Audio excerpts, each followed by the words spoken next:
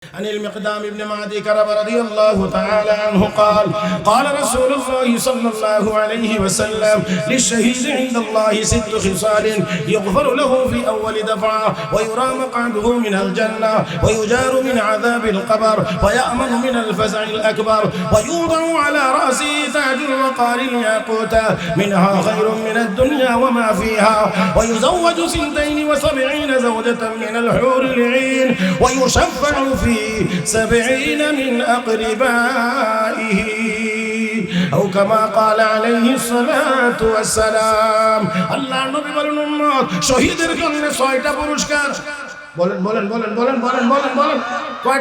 কয়টা আমার বন্ধুরা 6টা পুরস্কার ইংরেজ সরকার এক জনসভার আগে ঘোষণা করলো এই জনসভার মধ্যে যে সভাপতি হবে তাকে গুলি করে মেরে ফেলা হবে সভাপতির নাম যে প্রস্তাব করবে তাকেও হত্যা করা হবে এখন কি অবস্থাটা মনে করেন তো কিছুক্ষণের জন্য ঘোষণা দেওয়া হয়েছে সভাপতি যে হবে তাকেও হত্যা করা হবে প্রস্তাব যে করবে নাম তাকেও হত্যা করা হবে শেখুল আরবুল আজম আওলাদ রাসূল সৈয়দ হুসাইন আহমদ মাদানী মঞ্চে গিয়ে দাঁড়িয়ে মাইক হাতে নিয়ে ঘোষণা দিলেন আজকের সবার সভাপতি আমি হুসাইন আহমদ মাদানী ইসলামের জন্য জীবন দিয়ে যারা শহীদ ইখলাসের সাথে সেই শহীদদের জন্য পুরস্কার 1 নাম্বার ইগফারু লাহু ফি আউয়ালি দফা ওয়া ইউরা মাকআদুহু মিনাল জান্নাহ আমার নবী বলেন উম্মত শহীদ তার শাহাদাতের সময়ে রক্তের ফোঁটা মাটিতে পড়ার আগে আল্লাহ তার জিন্দেগীর সব গুনাহ maaf করে দেন আর আস্তে শুধুমাত্র maaf করে দেন তা না আল্লাহ নবী বলেন ওয়া ইউরা মাকআদুহু মিনাল জান্নাহ শাহাদাতের পরে জান্নাতের কোন জায়গায় এসে থাকবে আল্লাহ তার শাহাদাতের সময়ে জান্নাতের নমুনাটা চোখের সামনে হাজির করে দেন ওই জান্নাতের চিত্র আর নমুনা যখন দেখতে থাকে এই আমার ঠিকানা কি মনে করেন আপনাদের সৈয়দপুরের বাড়িটার চাইতে জান্নাতের বাড়িটা একটু কম দামি হবে লন্ডনের বাড়িটার চেয়ে তো অবশ্যই একটু কম দামি হবে তাহলে জান্নাতের ওই নাজ নিয়ামতপূর্ণ বাড়ি যখন শহীদ তার শাহাদাতের সময় চোখে দেখে তরবারি আসলো না বুলেট আসলো এটা শহীদ তার শাহাদাতের সময় টের পায় না আমার বন্ধুরা তাহলে আগে নিজেকে ওইভাবে গড়ে তুলতে হবে তাহলেই কেবলমাত্র ওইখানে যাওয়া যায় وعد الله الذين آمنوا منكم وعملوا الصالحات ليستخلفنهم في الأرض كما استخلف الذين من قبلهم وليمكنن لهم دينهم الذي ارتضى لهم وليبدلنهم من بعد خوفهم أمنا يعبدونني لا يشركون بي شيئا ومن كفر بعد ذلك فأولئك هم الفاسقون آمنت بالله صدق الله مولانا العظيم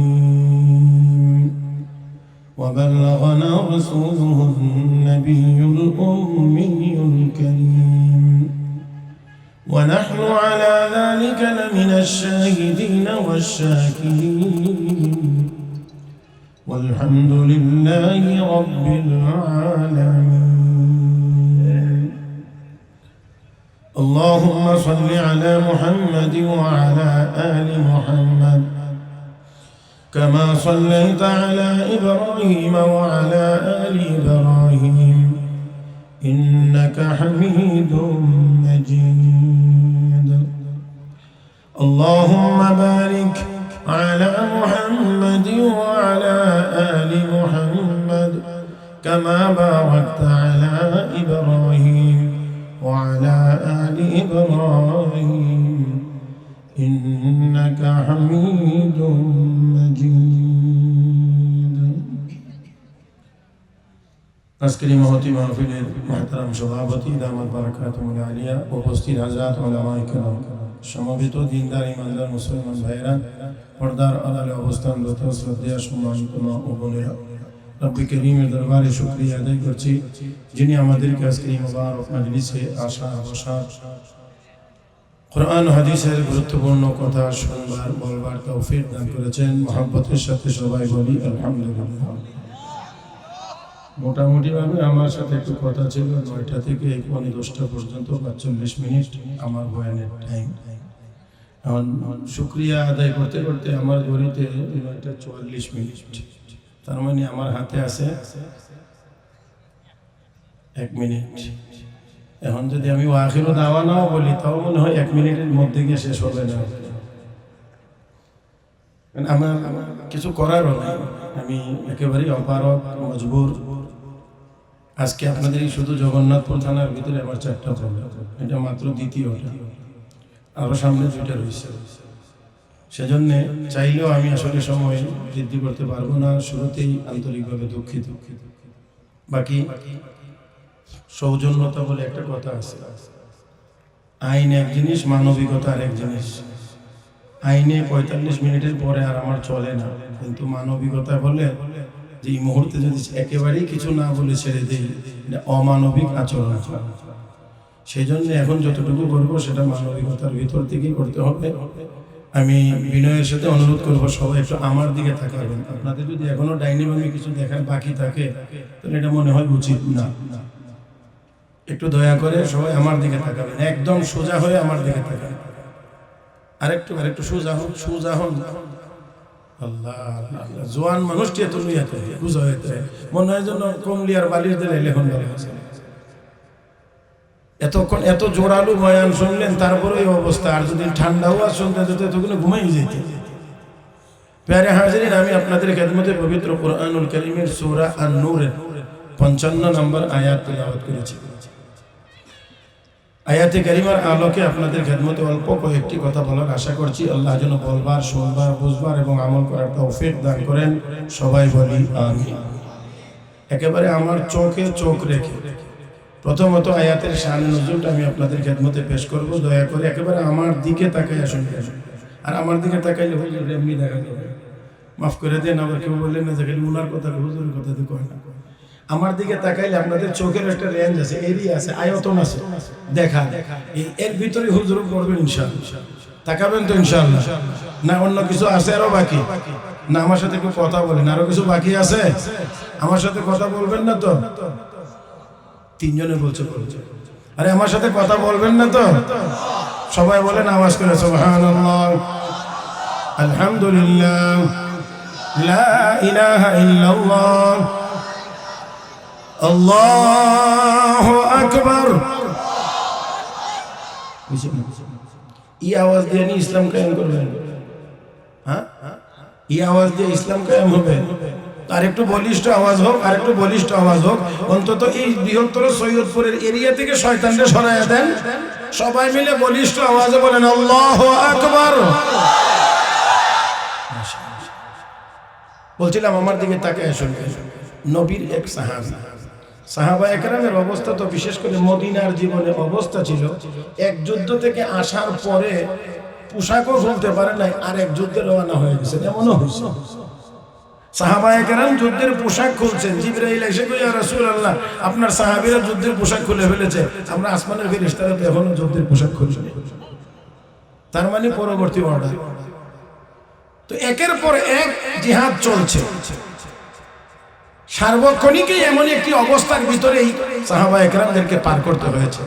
রাসূলের কাছে এক সাহাবী এসে বলেন ইয়া রাসূলুল্লাহ আমাদের কি এমন কোনোদিন আসবে না, এমন দিন কি আমাদের জীবনে কখনো আসবে না যে আমরা অস্ত্র হাত থেকে রেখে আমরা একটু মুক্তভাবে চলতে পারবো, ভয় ভীতি হবে না, কোনো ভয় থাকবে না, আতঙ্ক থাকবে না, কোন রকমের শত্রুর হামলার ভয় থাকবে না, এমন একটা নিরাপদ সময় কি আমাদের জীবনে কখনোই আসবে না? আমি আবার আপনাদেরকে অনুরোধ করছি আমার দিকে তাকায় শোনার জন্য। নবীর সাহাবীকে বলছেন ইয়া রাসূলুল্লাহ সার্বক্ষণিক অস্ত্র হাতে আমাদেরকে থাকতে হবে। এমন একটা দিন কি আমাদের আসবে না যে দিন আমাদের হাতে অস্ত্র থাকতে হবে না, আমরা নিরাপদে থাকতে পারবো, নিরাপদে চলতে পারবো, ভয় মুক্তভাবে চলতে পারবো, এমন দিন কি কখনোই আমাদের আসবে না? আল্লাহ রাব্বুল আলামিন জবাবে সূরা নূরের 55 নম্বর আয়াত নাযিল করেছেন।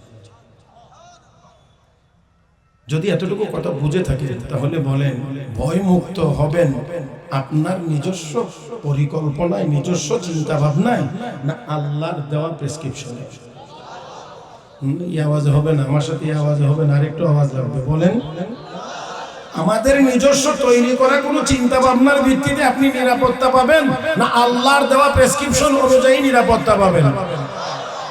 তাহলে আল্লাহ রাব্বুল আলামিন বলেন, এই প্রশ্নের জবাবে আল্লাহ এই আয়াত নাযিল করেছেন। রব কি বলেন? ওয়াদাল্লাহুল্লাযীনা আমানু মিনকুম ওয়া আমিলুস সালিহাত। আমার আঙ্গুলের দিকে তাকাবেন, সময় আমার হাতে নাই, যদি থাকতো তাহলে আমি একটু লম্বা করে বলতে পারলে আমি সবচেয়ে বেশি তৃপ্তি পাইতাম, কিন্তু আমি দুঃখিত, হুজুরের কাছে ক্ষমা চাই, আমারে মাফ করে দিবেন হুজুর, আমি কিছু করতে পারবো না। তারপরেও আমি একেবারেই যতটুকু আমার সর্বোচ্চ রেঞ্জে কোলায় আমি এতটুকু সময় পর্যন্ত যাওয়ার চেষ্টা করব। আমি আশা করি যে আপনারা আমাকে সহযোগিতা করবেন একটু কথা বলতে। আল্লাহ রাব্বুল আলামিন বলেন, তোমাদের মধ্যে যারা ঈমানদার, একটু ভালো করে বলেন, তোমাদের মধ্যে যারা, এক নাম্বার কি, দুই নাম্বার ওয়া আমিলুস সালিহাত, যারা নেককার। কথা বলেন নেককার। আল্লাহ বলেন তোমাদের মধ্যে যারা ঈমানদার, যারা নেককার, এই দুই গুণ বিশিষ্ট মানুষের সাথে আমার তিনটা ওয়াদা, শর্ত।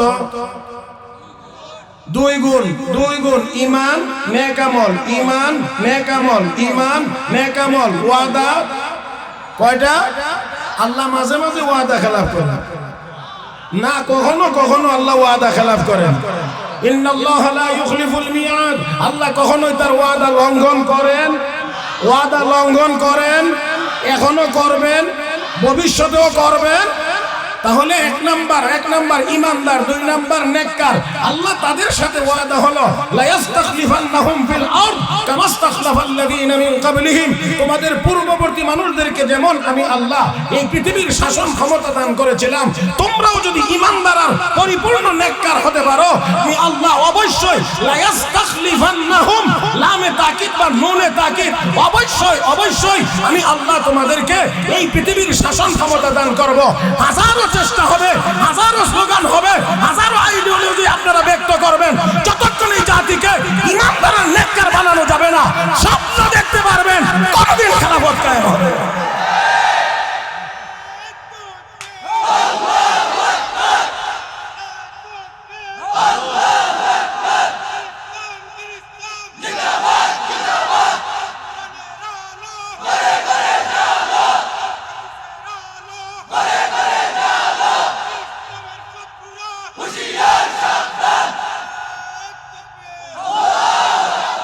কি লাগবে?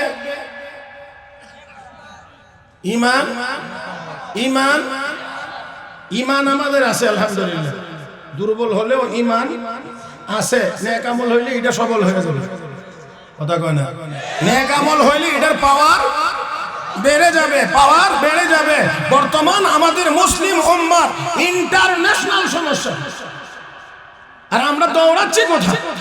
আমাদের ইন্টারন্যাশনাল সমস্যা, মুসলিম উম্মাহর ইন্টারন্যাশনাল সমস্যা হলো আমরা আন্তর্জাতিকভাবে, জাতীয়ভাবে, পাড়া মহল্লা ভিত্তিক, এমনকি পারিবারিকভাবে অধিকাংশ মুসলমান আমরা গুনাহগার, নেককার হতে পারি নাই। সব কারণ, সব আযাব, সব বিপদ আপদের মূল কারণ হলো আমরা নেককার হতে পারি নাই। না হয় বাংলাদেশে 15 কোটি মুসলমান আমরা যদি সবাই নামাজি হয়ে যায়, ধনী মানুষরা যদি যাকাত দেয়, মহিলারা যদি পর্দার ভিতরে চলে যায়, যদি আমরা প্রত্যেকটা মুসলমান বন্ধ করে দিতে পারি, আমরা বাংলার জমিন থেকে আল্লাহু আকবার বলবো, ইন্ডিয়ার মসনদ থরথর করে কাঁপবে। যতক্ষণ পর্যন্ত এই নেককার না হবে, ততক্ষণ পর্যন্ত আমার এই চিল্লানি ভাব বেকার হইতে বাধ্য। জিহাদের আয়াত নবুয়তের কত নম্বর বছরে নাজিল হয়েছে? নবুয়তি জীবন 23 বছর। মক্কায় গেল 13 বছর, মদিনাতে যাওয়ার পরে আরো প্রায় 1 বছর পরে, তার মানে অন্তত পক্ষে বলা যায় নবুয়তের 14 নম্বর বছরে গিয়ে জিহাদের অনুমতি দেওয়া হয়েছে। জানি না আমি বুঝাইতে পারছি কিনা আপনাদের। ইসলামের বিধান, পবিত্র বিধান জিহাদ। অবশ্যই জিহাদ যদি প্রয়োজন হয়, জিহাদের যদি প্রয়োজন হয়, তাহলে অবশ্যই অবশ্যই মুমিন জিহাদ করার তামান্না তার ভিতরে থাকতে হবে। আরেকটু আস্তে করেন, আরেকটু আস্তে করেন। তবে হ্যাঁ, অবশ্যই আমার আপনার নবী রাহমাতুল লিল আলামিন 13 বছর মক্কায় নির্যাতিত হয়েছিলেন, কথা বলেন নাই। মদিনায় যাওয়ার পরেও যখন মদিনায় হামলা করার পরিকল্পনা নিয়ে আবু জাহেল আগাইছে, তখন আল্লাহর নবীকে আল্লাহ বলছেন, উযিনা লিল্লাযীনা ইউকাতালুনা বিআন্নাহুম যুলিমু ওয়া ইন্নাল্লাহা আলা নাসরিহিম লাকাদির। নবী 13 বছর পর্যন্ত সাহাবীদেরকে, মক্কার মানুষদেরকে দ্বীনের দাওয়াত দিয়েছেন, কালেমার দাওয়াত দিয়েছেন। যারা কালেমা পড়ে নবীর কাছে এসেছে, লাকাদ মান্নাল্লাহু আলাল মুমিনিন ইয বা'সা ফীহিম রাসূলাম মিন আনফুসিহিম ইয়াতলু আলাইহিম আয়াতিহি ওয়া ইউযাক্কিহিম, তাদের অন্তরাত্মাকে পবিত্র করেন, তাদের ভিতর থেকে দোষগুলো বের করেন, গুণগুলো ভিতরে ঢুকায়া তাদেরকে জিহাদের উপযুক্ত করেন। বিশ্বনবী রাহমাতুল লিল আলামিন তাদেরকে এমন করে তৈরি করেছেন, এমন করে তৈরি করেছেন। কেমন তৈরি হয়েছেন, কেমন তৈরি হয়েছেন আমার লম্বা করে বলার সুযোগ আমার হাতে খুব কম, এজন্য শুধুমাত্র এতটুকু কথা। আল্লাহর নবী বদরের মাঠে গিয়েছিলেন, এটা আসলে জিহাদের জন্য নবী রওনা করেছিলেন না, রওনা হয়েছিলেন অন্য উদ্দেশ্যে। জিহাদের পরিস্থিতি সামনে চলে এসেছে, কথা ঠিক না? জিহাদের পরিবেশ চলে এসে সামনে। নবী সাহাবীদেরকে নিয়ে বসেছিলেন, সাহাবীদেরকে নিয়ে বসেছিলেন। তখন নবী জিজ্ঞেস করতে চাইছিলেন, জানতে চাইছিলেন, যুদ্ধের জন্য তো বের হয় নাই, কিন্তু পরিবেশ তো চলে এসেছে, এখন জিহাদের কি করব? মুহাজির সাহাবীরা তো ছিলেন বাড়িঘর থেকে, তাদের মধ্যে আবেগের পরিমাণ ছিল অনেক বেশি। তারা বললেন, ইয়া রাসূলুল্লাহ, আমরা যুদ্ধ করব। নবী তাকিয়েছিলেন মদিনার সাহাবীরা কি, কারণ আমরা তো এখন মদিনায়। আনসাররা কি বলেন? আনসার সাহাবীদের মধ্য থেকে তিনি দাঁড়াইলেন, দাঁড়িয়ে বললেন, ইয়া রাসূলুল্লাহ, ইয়া রাসূলুল্লাহ, আপনি মুসা নবী না, আমরা মুসা নবীর উম্মত না। আপনি আমাদেরকে বলবেন পাহাড়ের উপর থেকে সমুদ্রে ঝাঁপ দিতে হবে, আমরা ঝাঁপ দেওয়ার জন্য প্রস্তুত। কতটা তৈরি হয়েছিলেন? অথচ ওলামা একরাম এখানে আছেন, ভুল হলে আমি সংশোধন করব। 313 জন সৈনিক, 313 জন সাহাবী, তরবারি ছিল মাত্র 8টা। কয়টা? আজকে যদি আপনাদের 313 জনকে বলা হয়, আমাদেরকে, আমাকে সহ, আমি আমরা বলি আগে, মাফ করে দেন, আপনারা শুধু বললে বেজার হবে না, আমাকে সহ যদি বলা হয় 313 জন মোকাবেলায় 1000-এর চাইতে বেশি, তাদের হাতে অস্ত্রের অভাব নাই, আর আমরা যে 313 জন যাব, মাত্র 8টা তরবারি, মাত্র 8টা তরবারি। এই 313 জনের কাফেলা 8টা তরবারি নিয়ে 1000-এর উপরে সশস্ত্র বাহিনীর বিরুদ্ধে আমাদেরকে যুদ্ধ করতে হবে। আমি আল্লাহ, এটা কোনো যুদ্ধের কথা না, আত্মহত্যার কথা।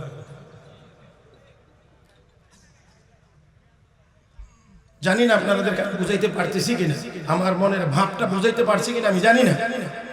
বলেন দেখি, যদি আমাকে বলা হয় আপনি 313 জন নিয়ে যাবেন, 8টা তরবারি পাবেন, 1000 মানুষের বিরুদ্ধে, যাদের হাতে অস্ত্রের কোনো অভাব নাই, এমন একটা বাহিনীর বিরুদ্ধে যুদ্ধ করতে হবে, আমার মনে হয় না 313 জনের মধ্যে 13 জন মানুষ এই অবস্থায় যাওয়ার জন্য রাজি হবে। আমার মনে হয় বলবে, এটা যুদ্ধ না, এটা আত্মহত্যা হবে। কোনো আন্দাজ নাই মেয়ে সাহেব, মোল্লার কোনো আন্দাজই নাই। 1000-এর উপরে বাহিনী, 1000-এর উপরে বাহিনী, আর 313 জন দিবে, তারপরেও আবার মাত্র 8টা তরবারি দিয়ে। তার মানে হলো এরা মারবো, তোমরা গিয়ে মইরাও। এবার আপনারা একটু আন্দাজ করেন আমরা কতদূর প্রস্তুত হইছি। এবার আপনি মিলান, নবীর সাহাবীরা কি বলছেন? আমরা আপনার ডাইনি থেকে লড়াই করব, আমরা আপনার বামে থেকে লড়াই করব, আমরা আপনার সামনে থেকে লড়াই করব, আমরা আপনার পিছন থেকে লড়াই করব, আপনাকে আমরা ছেড়ে যাব না। যুদ্ধের পরিস্থিতি জীবনের প্রথম যাও আসলো, তাও মাত্র 313 জন, হাতে তরবারি নাই, সাথে অন্যান্য যন্ত্রপাতি নাই, তাদের অভাব নাই, সংখ্যায় 3 গুণ বেশি।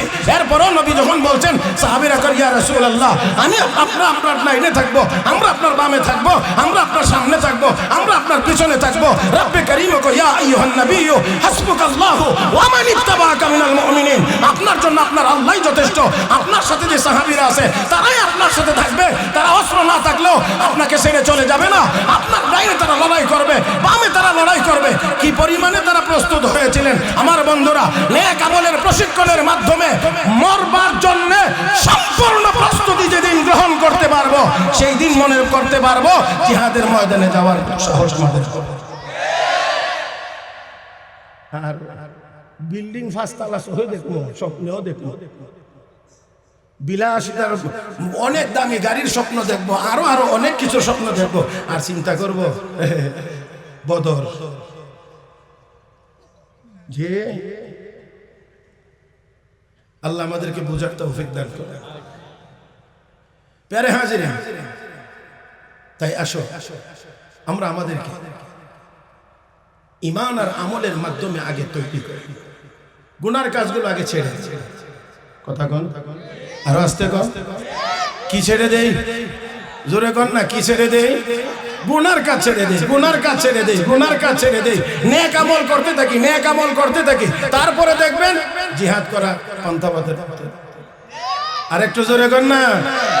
তখন দেখবেন জিহাদ পান্তাবাতের মতো লাগে।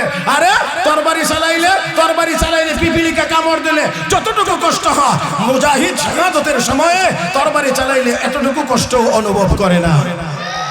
আরো আছে, শুধুমাত্র তা না, এখানে হাদিস তরজমা করতে পারবো না, শুধু পড়ে শোনাইতে পারিবি। ইবনে মাজাহ শরীফের হাদিস, আনিল মিকদাম ইবনে মাদি কারাব রাদিয়াল্লাহু তাআলা আনহু قال قال رسول الله صلى الله عليه وسلم للشهيد عند الله 6 خصال يغفر له في اول دفعه ويرى مقعده من الجنه ويجار من عذاب القبر ويأمن من الفزع الاكبر ويوضع على رأسه تاج الوقار الياقوت منها خير من الدنيا وما فيها ويزوج 72 زوجة من الحور العين ويشفع في 70 من أقربائه أو كما قال عليه الصلاة والسلام। الله নবী বলেন, উম্মত শহীদের জন্য 6টা পুরস্কার। বলেন বলেন বলেন বলেন বলেন বলেন বলেন, কয়টা কয়টা কয়টা? আমার বন্ধুরা, 6টা পুরস্কার। ইংরেজ সরকার এক জনসভার আগে ঘোষণা করলো, এই জনসভার মধ্যে যে সভাপতি হবে তাকে গুলি করে মেরে ফেলা হবে, সভাপতির নাম যে প্রস্তাব করবে তাকেও হত্যা করা হবে। এখন কি অবস্থাটা মনে করেন তো? কিছুক্ষণের জন্য ঘোষণা দেওয়া হয়েছে, সভাপতি যে হবে তাকেও হত্যা করা হবে, প্রস্তাব যে করবে নাম তাকেও হত্যা করা হবে। শেখুল আরবুল আজম আওলাদ রাসূল সৈয়দ হুসাইন আহমদ মাদানী মঞ্চে গিয়ে দাঁড়িয়ে মাইক হাতে নিয়ে ঘোষণা দিলেন, আজকের সবার সভাপতি আমি হুসাইন আহমদ মাদানী।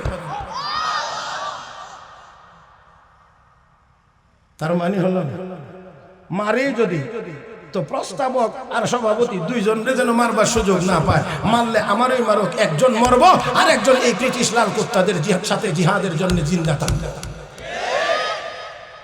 প্যারে হাজিরিন, এটা এমনিতেই হয় নাই, এত সহজেই হয় নাই। বহু চেষ্টা সাধনার পরে যিনি রওজা শরীফের সামনে গিয়ে সালাম দিতেন, আসসালাতু ওয়াসসালামু আলাইকা ইয়া জাদ্দি, রওজার ভিতর থেকে জবাব আসতো ওয়ালাইকুম আসসালাম ইয়া ওয়ালাদি। এমনিতেই হয় নাই আমার ভাইরা, আমার বন্ধুরা। তাহলে আসুন লক্ষ্য করি আমরা আল্লাহ যেন আমাদেরকে কবুল করেন। নবী বলেন 6টা পুরস্কার। কয়টা? কার 6টা পুরস্কার? জোরে কোন কার? শহীদ। এটা সৈয়দপুরে শহীদ মিয়া না, সৈয়দপুরে শহীদুল লোক না।